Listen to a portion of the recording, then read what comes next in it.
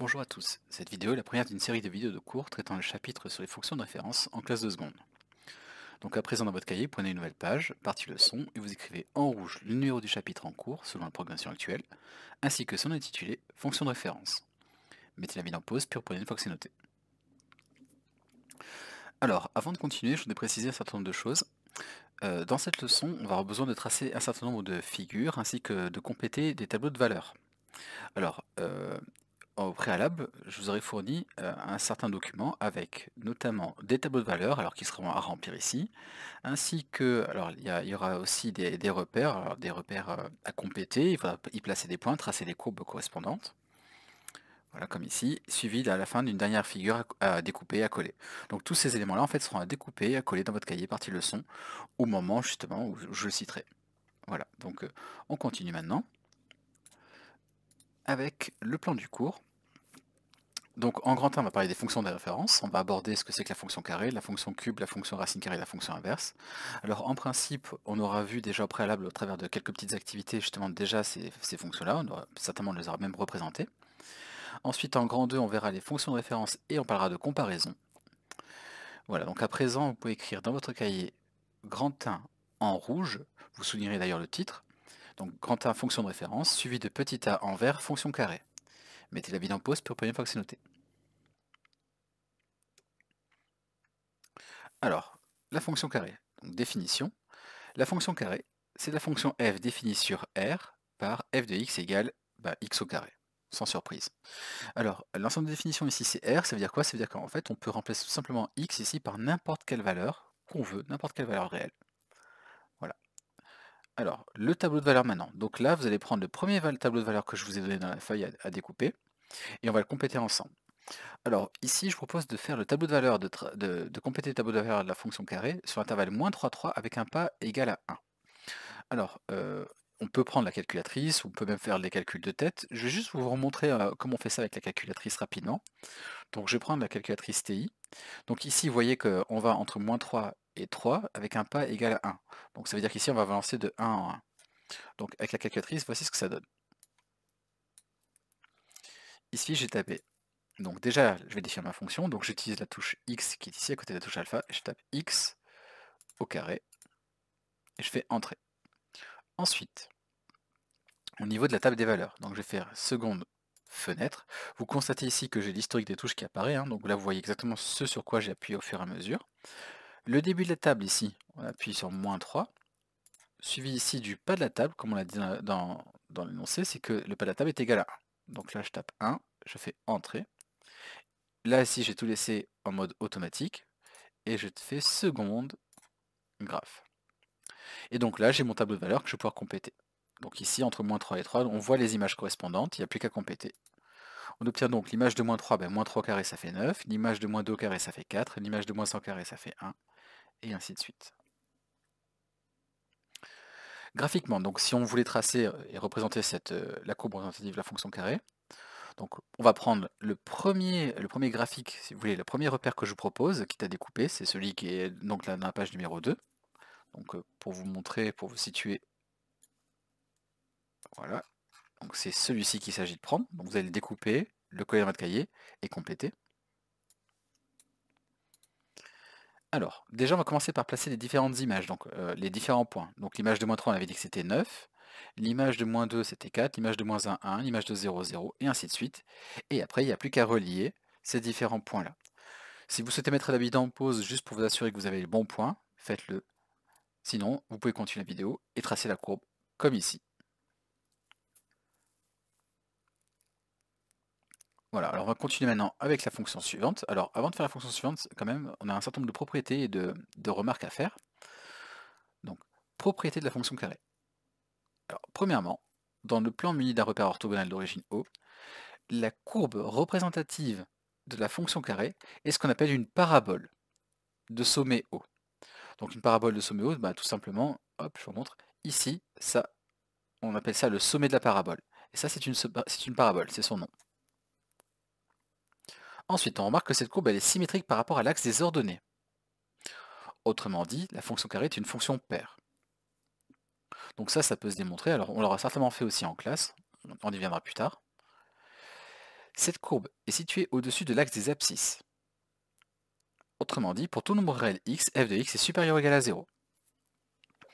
Vous pouvez mettre la vidéo en pause, puis reprendre la lecture une fois que vous avez noté tout ceci. On continue avec la fonction cube. Donc petit b en vert, fonction cube, vous soulignez ce titre-là en vert aussi. Définition. La fonction cube, c'est la fonction f définie sur R par f de x égale x au cube, sans surprise. Donc encore une fois, l'ensemble des définitions ici, c'est R. On va compléter le tableau de valeur de la fonction cube sur l'intervalle moins 3, mais cette fois-ci avec un pas égal à 0,5. Ça correspond simplement au deuxième tableau de valeur que je vous donne sur la feuille à découper. Donc encore une fois, on complète. Donc j'ai moins 3, avec un pas égal à 0,5, ça va faire moins 3, moins 2,5, moins 2, etc. Moins 1,5, moins 1, et ainsi de suite. L'image de moins 3, moins 3 au cube, c'est moins 3 fois moins 3 fois moins 3, soit moins 27. Et ensuite, à l'aide de la calculatrice, on obtient les valeurs suivantes.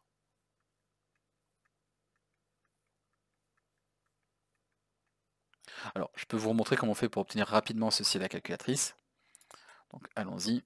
Ici, je repars sur f de x, donc je vais juste effacer mon historique des touches. Donc, on reprend. J'appuie d'abord sur f de x, j'accède à cet écran-là, et là, je fais x, chapeau, 3, entrée. Alors, il y a une petite erreur, donc il va falloir que je recommence, évidemment. Donc, on recommence. X, puissance 3, entrée. Ensuite, on fait seconde fenêtre pour accéder à dev table en fait. Ici, je pars à moins 3, le pas de la table, je veux qu'il soit égal à 0,5. Et là, je fais seconde graphe. Et voilà donc le tableau de valeur.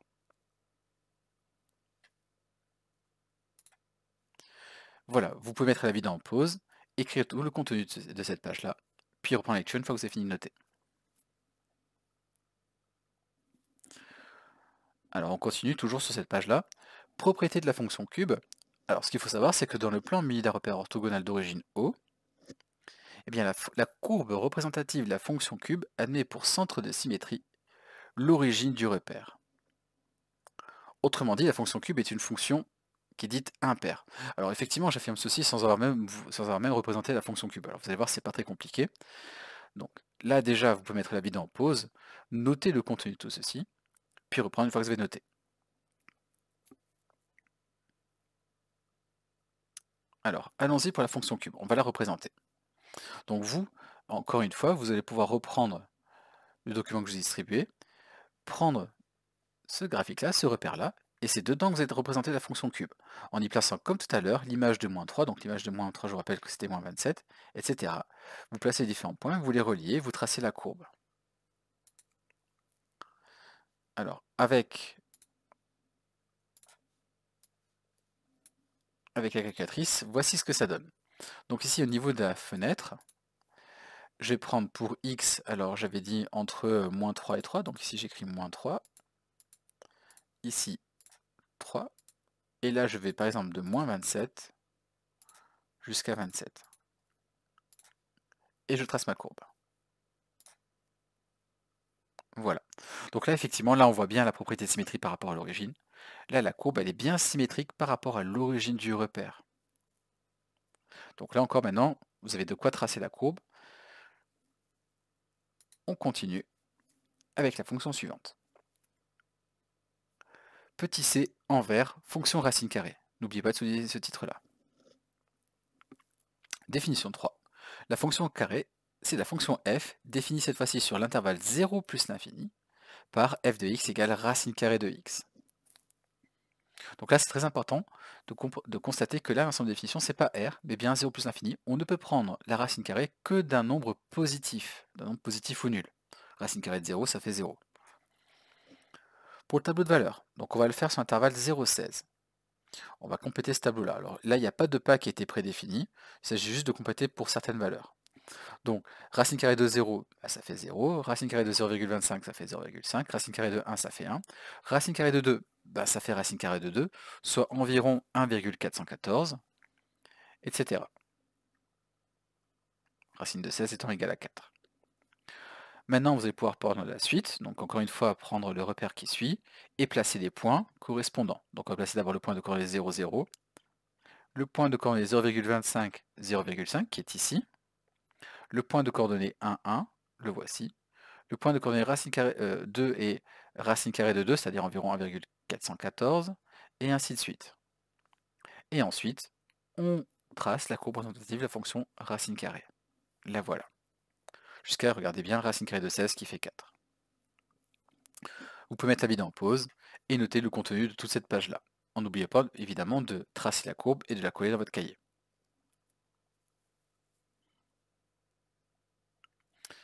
Petit d, en vert, la fonction inverse maintenant. Donc la fonction inverse, c'est quoi? C'est la fonction qui est définie sur l'intervalle moins l'infini 0, avec 0 exclu, union 0 plus l'infini, 0 toujours exclu, par f de x égale 1 sur x. Ça, c'est la fonction inverse. Vous constatez ici que cette fois-ci, on exclut le 0. Remarque, en vert, la fonction inverse est définie pour tout réel x différent de 0, et on dira dans ce cas-là que 0 est une valeur interdite. Vous écrirez ceci en rouge. Pour un tableau de valeurs, ici on va le compléter. Donc là je propose le tableau de valeurs sur l'intervalle moins 4, 4. Donc l'image de moins 4, c'est 1 sur moins 4, c'est-à-dire moins 0,25. L'image de moins 2, moins 0,5, etc. Vous constatez aussi que je n'ai pas écrit ici x égale à 0, parce que tout simplement 0 n'a pas d'image puisqu'il ne fait pas partie de l'ensemble des définitions de la fonction. Mettez la vidéo en pause, puis reprenez la lecture une fois que c'est noté. Alors, on prend maintenant le dernier repère que je vous propose dans la feuille polycopiée. Vous pouvez donc découper ceci, le coller dans votre cahier, et ensuite y placer les points et tracer la courbe qu'on va faire maintenant. Donc, au regard du tableau de valeurs qu'on a précédemment, donc je vous rappelle que l'image de moins 4 c'était moins 0,25, l'image de moins 2 c'était moins 0,5, l'image de moins 1 c'était moins 1, etc. Donc vous avez tous les points ici qui ont été tracés en rouge. On n'a plus qu'à tracer la courbe représentative de la fonction inverse. La voici. Alors, vous constatez une chose aussi, c'est qu'en traçant cette courbe-là, on a ce point-là et ce point-là qui ne sont pas du tout reliés. Et il ne faut absolument pas les relier parce que justement, ça voudrait dire en fait là qu'on devrait passer par 0. Et en fait, on a deux morceaux de courbe qui sont séparés ici. Voilà, on appelle ça d'ailleurs des branches d'hyperbole. Autre chose aussi, ce qu'il faut comprendre, c'est que là, cette branche d'hyperbole ici ne va jamais toucher l'axe des abscisses. De même ici, ça ne va jamais toucher l'axe des ordonnées. Et pareil pour ce morceau de courbe là. Donc en fait, si on veut, là, si on devait continuer, ça se rapprocherait indéfiniment de cet axe-là, sans jamais le toucher. Et pareil pour celui-ci. Vous pouvez mettre la vidéo en pause, puis reprendre une fois que vous avez fini de tracer la courbe.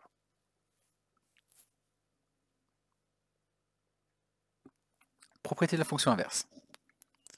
Dans le plan muni d'un repère orthogonal d'origine O, la courbe représentative de la fonction inverse est ce qu'on appelle une hyperbole. C'est un vocabulaire à connaître. Le mot hyperbole, vous l'écrivez en rouge aussi. Ensuite, cette courbe, on constate qu'elle est symétrique par rapport à l'origine du repère.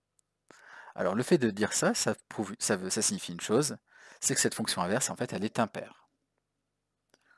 Vous pouvez mettre la vidéo en pause, puis reprendre la lecture une fois que c'est noté. Voilà, c'est terminé pour cette première vidéo. La suite à la prochaine vidéo, la prochaine et dernière vidéo même du cours. Merci de l'avoir suivi.